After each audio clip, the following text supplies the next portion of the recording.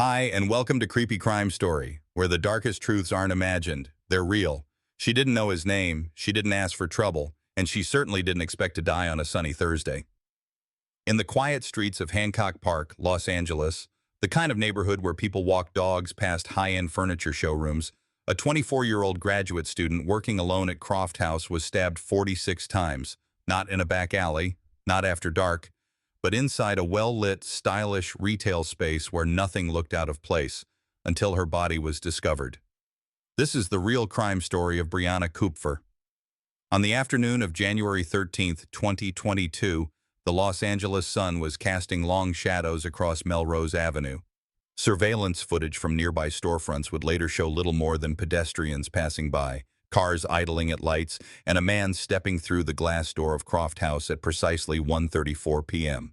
At the time, Brianna was working a solo shift. No other staff were on duty. She was attending to design inventory on the sales floor, product placement, swatch samples, customer notes, and emails. She'd done it dozens of times before. Croft House was an upscale store. Clientele were typically calm, wealthy, and design-minded. Risk was never something Brianna thought about. But just minutes before everything ended, Brianna sent a text message to a friend. "This guy's giving me a weird vibe." That was at 1:36 p.m. It was the last message she would ever send. 21 minutes later, at approximately 1:57 p.m., a walk-in customer arrived to find the store empty. The front was quiet. No music. No staff greeting. Behind the counter, Brianna Kupfer lay unresponsive. Her body showed no signs of movement. There was blood, a lot of it, soaking into the rug near the cash wrap and seeping toward the wood flooring. The customer immediately exited and called 911. First responders from the LAPD Wilshire Division were dispatched to the scene. Paramedics confirmed she was beyond medical intervention. The official time of death would later be placed within a 15-minute window around the text message, somewhere between 1:36 p.m. and 1:51 p.m. Inside Croft House, officers noted several forensic points worth documenting. There were no signs of forced entry. The glass door showed no tampering. The store's inventory system was intact. No cash drawer was touched. There were no broken shelves, no product disturbed. In fact, if it hadn't been for the body and the pool of blood, one could argue the store looked exactly as it had that morning. For investigators, this created an early dilemma. No struggle, no theft, no obvious motive. But someone, had clearly interrupted that shift. The coroner's initial report noted 46 stab wounds concentrated across the chest, upper torso, and neck, with depths ranging from shallow lacerations to penetrative strikes. The attack had been violent but methodical. There was no evidence of overkill in random areas, no disfigurement, no frenzied disarray. This wasn't an explosion of emotion. It was controlled. Detectives at the scene recovered 3 key pieces of physical evidence. A black fixed-blade knife, not sold by the store, found partially tucked beneath the far side of the counter, a nylon sheath dropped near the front entrance, a digital voice recorder inconspicuously left near a sample book on the corner table. At this point, the investigation shifted from what happened to why it happened and who came in through that door. Croft House did not have indoor security cameras. This wasn't unusual.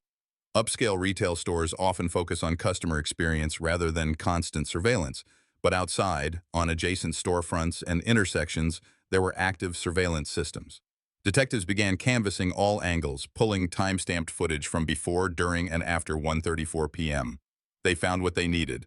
At 1:34 p.m., a man in dark clothing walked calmly through the front door. At 1:52 p.m., that same man walked out. Nothing else. No signs of panic.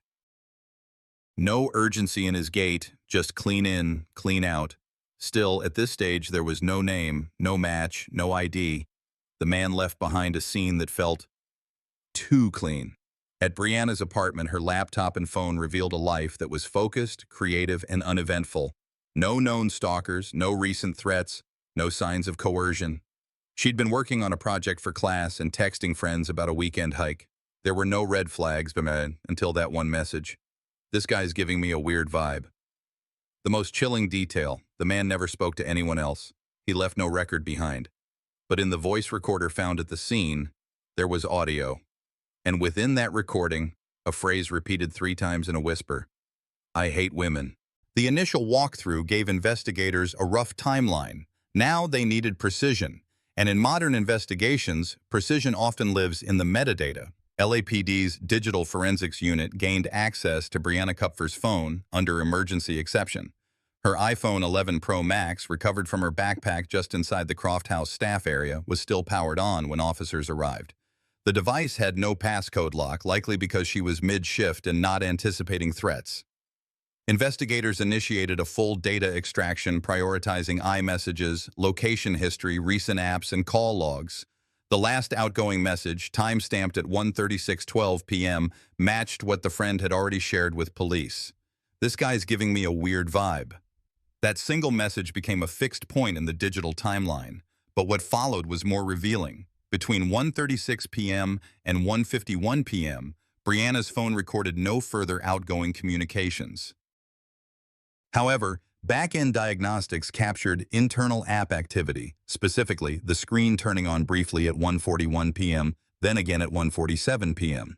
Investigators believe the assailant likely interacted with the phone during or immediately after the attack, either unknowingly or in an attempt to clear messages. The detail that stood out? At 1:47 p.m., the Voice Memos app was opened, matching exactly the runtime of the digital recorder found nearby. But Brianna didn't use voice memos. Her last saved recording on the phone dated back to 2020. She had no habit of logging audio. That raised an immediate question. Why was the app accessed if she didn't use it? And was it the killer who opened it? Or was the phone synced via Bluetooth with the external recorder? Both theories were considered. Analysts began cross-referencing audio file metadata from the digital device against the phone's logs. The files didn't match directly, but the timestamp overlap was striking. The external device began recording at 1:35:58 p.m. and stopped at 1:51:21 p.m. The audio was distorted in the latter half, likely due to a drop or blood contact, but the early segments were clear. The voice captured was male, calm, repeating a phrase multiple times in a low tone. "They ruin everything. They lie. They ruin everything. I hate women." The words weren't shouted. They were stated, almost clinically. No name was used. No mention of Brianna directly. Just a tone of fixation. Chillingly detached. LAPD escalated the file to the FBI's Behavioral Analysis Unit. While not a federal case, the Profiler Network was asked to assist in a linguistic breakdown of the phrasing and cadence. Early notes from the profiler stated, "This is not heat-of-the-moment language. This is rehearsed, internalized, possibly ideological." While the forensic audio was reviewed, the surveillance retrieval team made progress. A corner bakery across the street had a multi-angle system with HD clarity. One camera, set diagonally from Croft House, caught the subject exiting at 1:52 p.m. Same clothing as the person seen entering. No blood visible, no hurried motion, but the angle showed something new. A small item, possibly a sheath, falling from his jacket and hitting the sidewalk. This piece of detail matched the nylon sheath already recovered from inside Croft House. Its proximity to the exit and the confirmed timestamps indicated that the suspect may have fumbled during egress. Detectives began examining public transit routes near Melrose and North La Brea, anticipating possible movement through the metro system after the killing. Parallel to that, forensic technicians conducted latent print analysis on the external recorder and the sheath. The sheath produced one partial thumbprint, smudged, but ridge detail intact enough to run through AFIS. It would take 24 to 48 hours for a match, if any existed. Meanwhile, the LA County Coroner's Office finalized preliminary autopsy findings. Time of death, between 1:38 and 1:50 p.m., aligning with the window between the text and the 911 call. Cause, multiple stab wounds to the chest and neck, severing the left carotid artery. Defensive wounds, minimal. Investigators believe Brianna was caught off guard, possibly turned toward the desk or back room when the first blow landed. She likely collapsed in seconds. This level of precision created a challenge for investigators. The data lined up too neatly. There were no missing frames in the video, no lag in phone records, no corrupted audio. As one detective noted, the data aligned too cleanly. Sometimes that was the problem. They were chasing someone who hadn't just planned a murder, but who may have rehearsed its execution like choreography. By the end of day 2, detectives had a confirmed victim timeline, a narrowed suspect silhouette, partial audio of ideological motive, and a thumbprint awaiting match. But still, no name, no address, no known connection, and no reason this specific victim was chosen. The next 72 hours of the investigation were spent tracking movement. Not emotion, not motive, just movement. Croft House had no indoor cameras, but Los Angeles does not lack surveillance. From security systems in surrounding businesses to metro bus routes and public traffic cameras, the city's infrastructure records hundreds of hours per square block every single day. The suspect who walked calmly into the store at 1:34 p.m. on January 13th and who walked out again at 1:52 p.m. had been captured from multiple angles. Detectives from LAPD's Robbery Homicide Division began reconstructing his path minute by minute, frame by frame. That meant physically collecting footage from surrounding properties and issuing urgent subpoenas for private systems. The clearest source came from a bakery directly across Melrose Avenue. Their camera caught a side profile as the man stepped off the curb after leaving Croft House. His clothing was dark, his walk unhurried. The footage was HD. Facial features were not yet identifiable, but distinct characteristics were recorded: a baseball cap, dark sneakers, a long jacket, and a dark-colored backpack slung over the right shoulder. At 1:56 p.m., a nearby liquor store camera caught the same figure walking east on Melrose. A metro bus passed just seconds later. Investigators cross-referenced the city's Department of Transportation records and confirmed that Bus 14, eastbound, stopped at that same corner at 1:57 p.m. That gave the team something new: a probable direction and method of travel. Bus footage was requested. Within 12 hours, LAPD had access to internal surveillance from the metro vehicle. The same man boarded from the rear door. He did not speak to the driver. He sat in the back row. His face was partially turned from the aisle camera, but body match, height, jacket, gait was consistent with the previous angles. He exited 6 stops later in the Koreatown district. From there, he disappeared.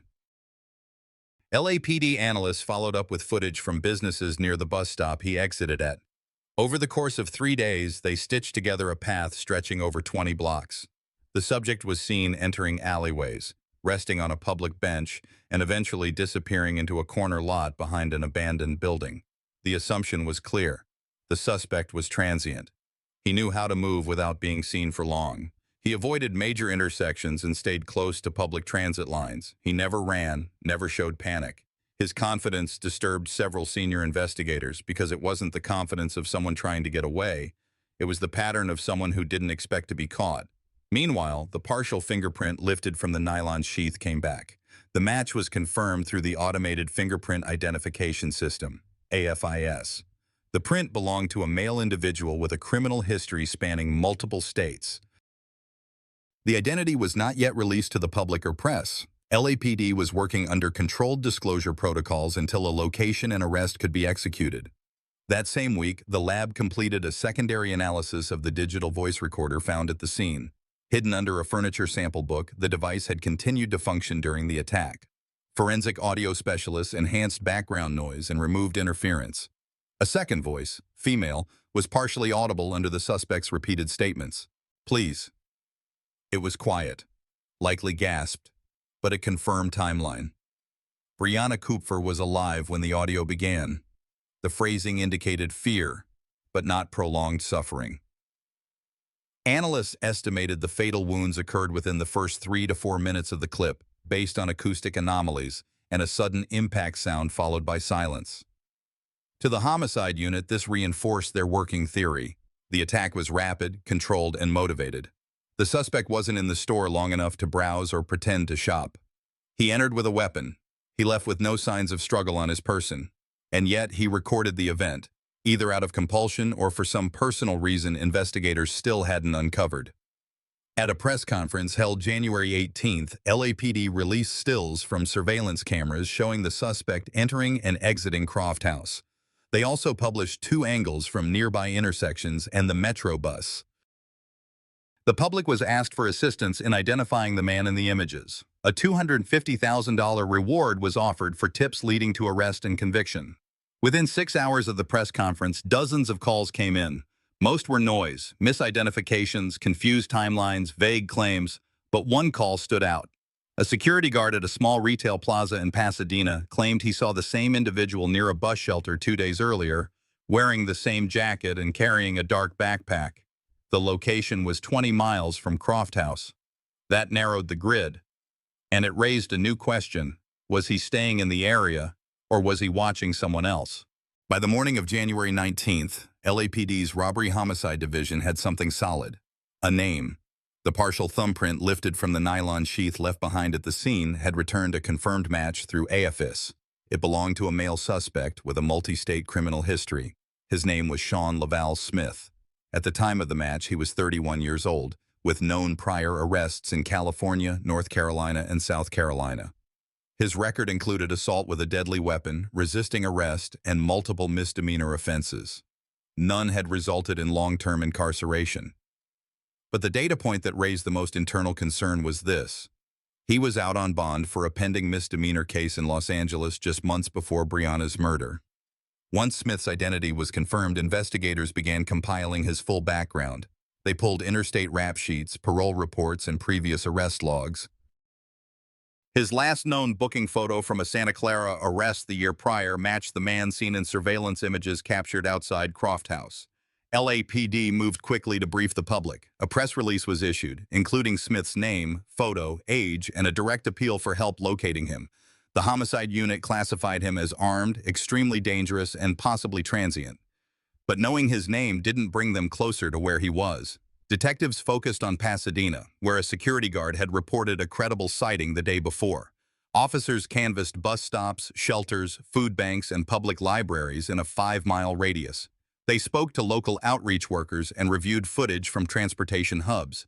One city-run security camera near a metro line showed Smith loitering around a parking garage late in the evening of January 17th. He appeared to be wearing the same jacket seen in the Croft House footage. The backpack was still present. Behavioral profilers from the FBI, consulting but not leading, provided insight that shifted LAPD's strategy. Smith's movement wasn't erratic, it was patterned. He stayed near public access points. He reused areas where he could blend in without attracting attention. That meant predictable unpredictability. And it meant he might be using the city's own systems, transit, shelters, medical clinics, to stay invisible. Meanwhile, digital forensics uncovered a secondary discovery. The voice recorder found at the crime scene was not commercially sold under its current serial number. It had been modified. A consumer-grade device altered for continuous recording without LED indicators. Investigators located its original purchase online, traced to an eBay listing shipped to a P.O. box in Long Beach 9 months earlier. The buyer's name was not Smith, but the postal facility had security footage. A man resembling Smith had accessed the box 4 times in the prior year. That provided a timeline. He may have acquired the recorder months in advance. This wasn't spontaneous. A judge issued a sealed warrant for digital surveillance access, including public Wi-Fi pings in the Koreatown and Pasadena areas. Technicians used MAC address scanning tools to search for signals tied to the device. One hit came back, a brief ping from a municipal Wi-Fi node behind a bus terminal in Alhambra. Timestamp 3:14 a.m., January 19th. LAPD tactical teams deployed by 4:00 a.m.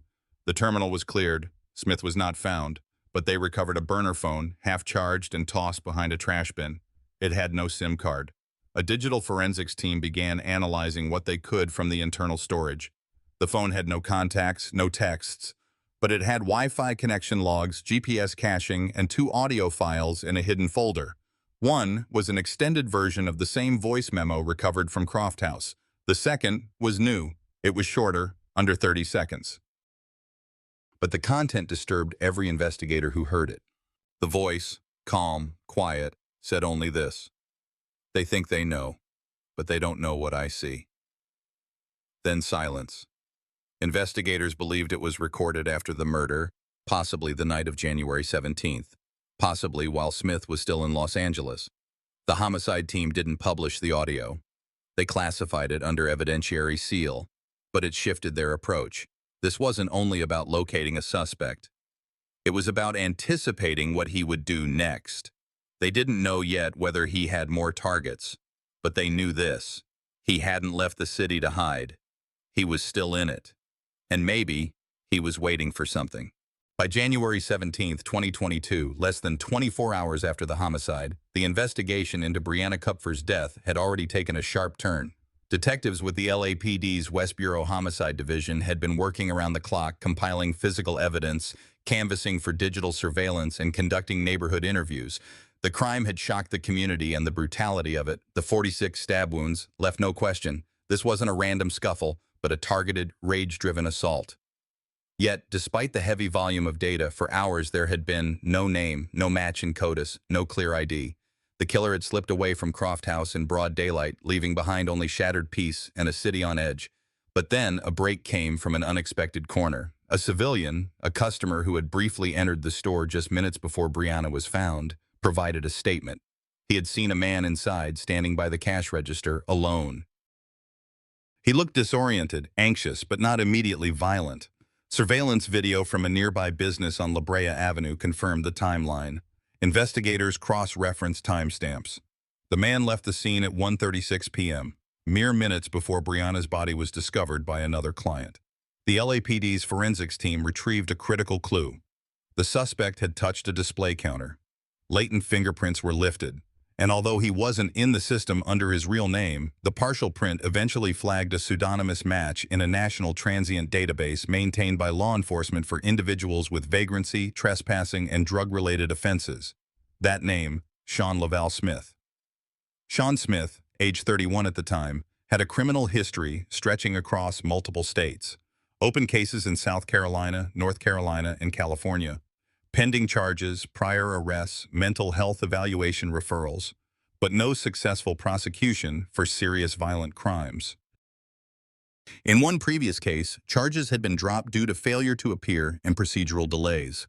He was known to use aliases and had a documented history of non-compliance with court-ordered treatment. Back in Los Angeles, detectives now had a name and a pattern. They began to piece together Sean Smith's trajectory leading up to the attack. He had been released on bond in October 2020 from an arrest in South Carolina related to a weapons offense. Following that, he reportedly lived unhoused in multiple cities, using shelters and public facilities. At some point in January 2022, he had surfaced in Southern California. A bus pass transaction in Pasadena, recovered through fare card metadata, showed he traveled into central Los Angeles on January 12, 3 days before the murder. Investigators believe he scouted areas along Melrose and La Brea during that time, possibly selecting Croft House due to its boutique layout and low staff volume. More importantly, a tip from a Metro security officer confirmed that the suspect had been seen entering the Beverly, Vermont subway station shortly after the attack. CCTV from the station provided a grainy but identifiable image of Smith in the same clothing seen in the Croft House footage: blue backpack, dark hoodie, gray sweatpants, black shoes. The LAPD issued a warrant for his arrest, charging him with murder. They released Smith's photo to the public, and within hours, tips flooded in from people who had seen him near bus stops, outside fast food restaurants, or loitering near libraries and transit lines. But the most damning clue wasn't eyewitness accounts. It was digital trail analysis, pulling together transit data, phone tower pings from known burner devices used by the suspect, and real-time surveillance integration. Using a fusion of these tools, officers tracked his movements from Koreatown to Pasadena and finally to a Greyhound terminal in North Hollywood. It was there on January 19, 2022, that he was arrested without incident, found sitting alone on a bench eating from a styrofoam container. He had no weapons on him. The knife, to this day, has never been recovered. Back at LAPD headquarters, detectives processed Smith's belongings. Among them, a blood-stained sweatshirt, small cash bills, and a handwritten note containing scribbled phrases and fragmented sentences, none of which made immediate sense but were retained as possible psychological evidence. Smith refused to speak. He invoked his right to remain silent. The autopsy report on Brianna Kupfer was completed around the same time. It revealed no signs of sexual assault, no defensive wounds. She had likely been caught off guard, unable to react in time. The medical examiner cited multiple sharp force injuries as the cause of death, most clustered along the chest and upper torso. Time of death was confirmed at approximately 1:34 p.m. From that moment forward, this ceased to be a question of who. Now, it was about why, a harder question, one no forensic tool could directly answer. But from the data recovered, the transit timelines, the location patterning, and his behavioral history, a picture began to emerge. Sean Smith was not a man with a clear motive. He did not know Brianna Kupfer. They had never crossed paths before that day. There was no prior contact, no online messages, no mutual connections, no signs of targeted stalking. This was the hardest kind of homicide to process. Motiveless, brutal, and deeply unsettling in its randomness. And yet, the most alarming clue came from Smith's own jailhouse statement weeks later during a preliminary holding review. He said simply, "I hate women." The statement was entered into official record. It offered context, not justification. But to the LAPD and DA's office, it confirmed what the evidence already showed. This was not a robbery gone wrong. This was femicide, plain and simple. It was January 13th, 2022, a Thursday afternoon in Los Angeles. Brianna Kupfer had come in early for her shift at Croft House, the high-end furniture showroom on La Brea Avenue. As always, she handled the store solo. Surveillance confirmed no other employees were present that day. The shop's elegant interiors, neutral tones, and curated displays set an atmosphere of quiet calm.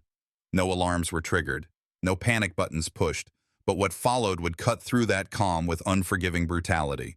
From 1:30 p.m. to 1:36 p.m., security footage from adjacent buildings captured a man in dark clothing pacing near the store's entrance. No one took special notice. In LA, someone loitering outside a storefront is just another piece of background noise, until it isn't.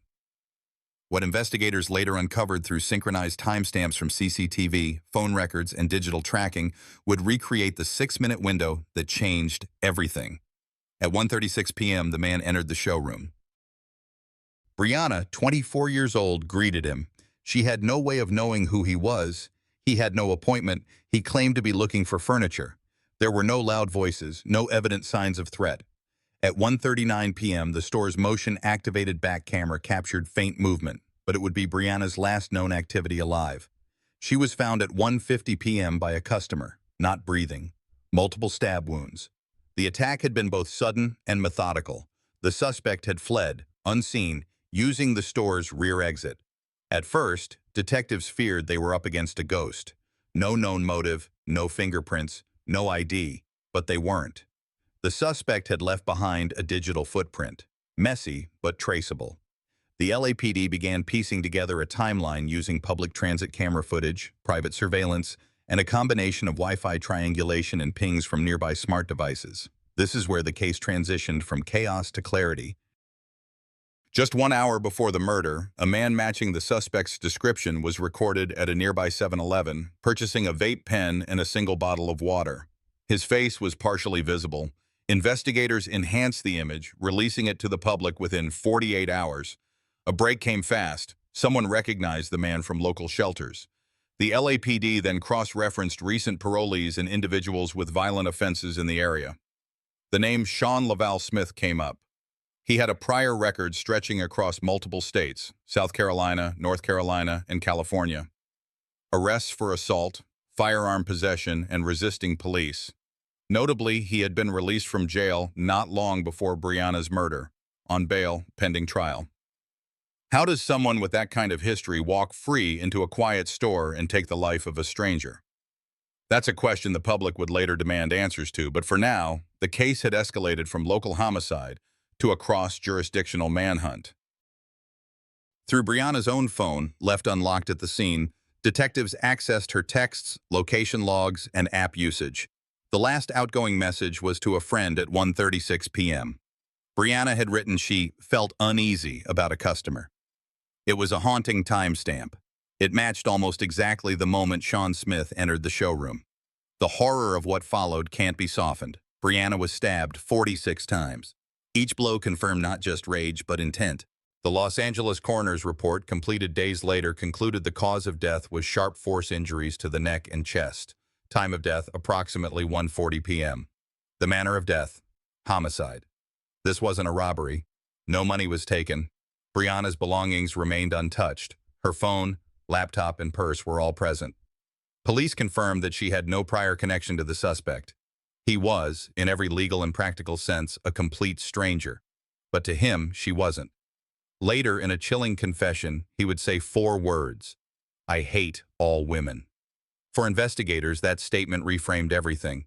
This wasn't random. It was targeted, driven by hate, possibly even ideology.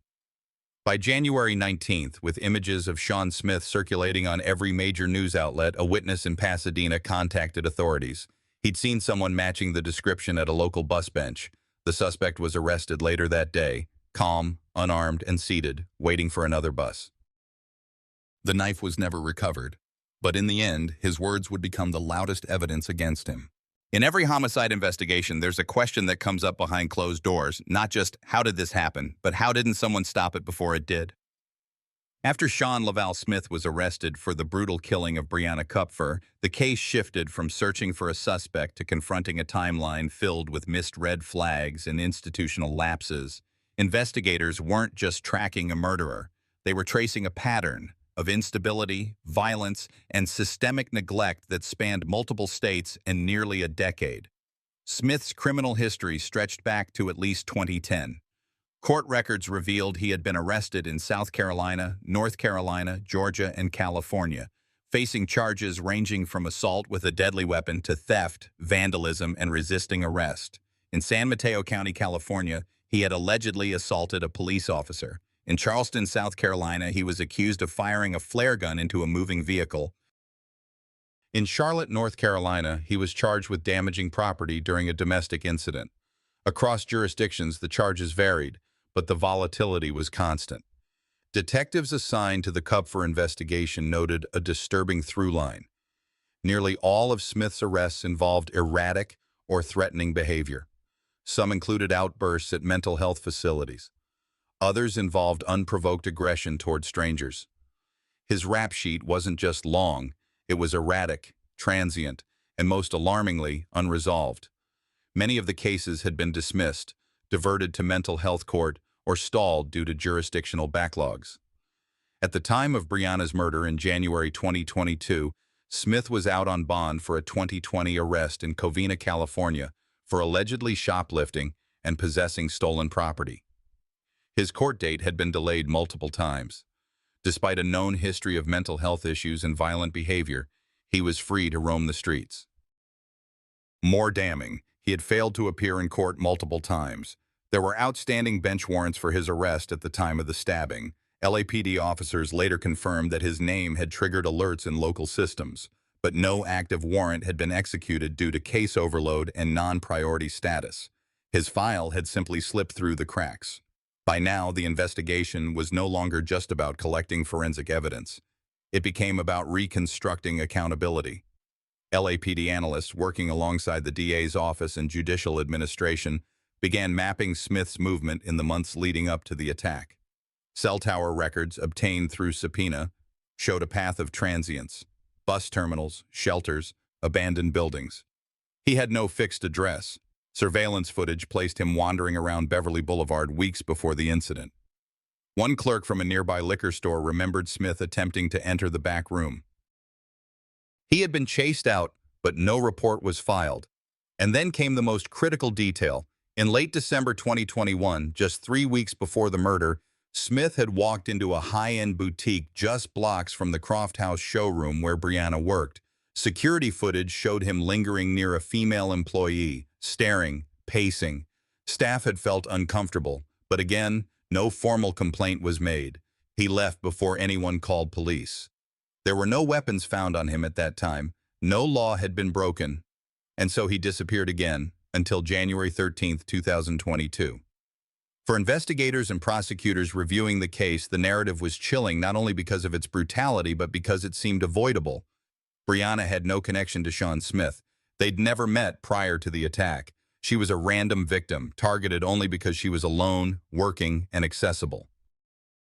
At the arraignment hearing in Los Angeles County Superior Court, prosecutors laid out these failures methodically. They emphasized the number of jurisdictions that had issued and failed to act on warrants. They argued that Smith's behavior had escalated in frequency and danger, and they made one thing clear. This was not a matter of an individual slipping through the system. This was the system allowing it. In private conversations with journalists, one LAPD officer assigned to the case summed it up. We weren't chasing a ghost, we were chasing a time bomb everyone saw ticking. And it did tick. Right into that furniture store on a quiet Thursday afternoon. Los Angeles County Superior Court, late 2023. After nearly 2 years of public outrage, investigative effort, and quiet mourning, the man responsible for ending Brianna Kupfer's life stood before a judge.